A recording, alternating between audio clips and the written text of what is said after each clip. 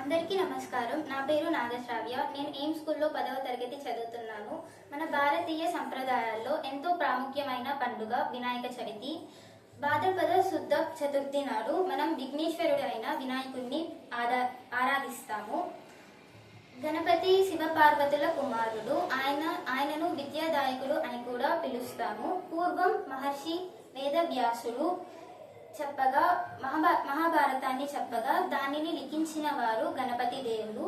అలాగే మన దేశ స్వాతంత్ర్య సమర యోధుడు లోక్ మాన్య అని పేరుగన్న బాల గంగాధర్ తిలక్ గారు గణేష్ ఉత్సవాలను జరపడం ప్రారంభించారు. దీని ద్వారా ప్రజలు ఐక్యతతో ఒకే చోట చేరి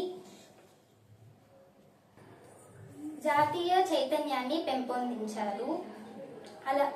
అయితే మనం ఈ రోజుల్లో ఒక సమస్యని ఎదుర్కొంటున్నాము. అదే ప్లాస్టర్ ఆఫ్ ప్యారిస్ POP.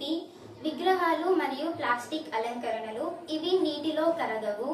నదులు చెరువులు కాలుష్యం చెంది చేపలు పక్షులు పర్యావరణం నాశనం అవుతున్నాయి.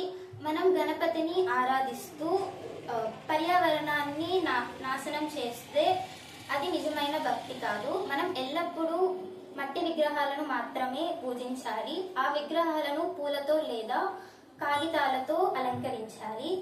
వినాయకుడి ఆశీస్సులు ఉండాలంటే ఆయన సృష్టి అయిన ప్రకృతిని మనం ఎల్లప్పుడూ కాపాడటం మన కర్తవ్యం. ధన్యవాదాలు. అందరికీ వినాయక చతుర్థి శుభాకాంక్షలు.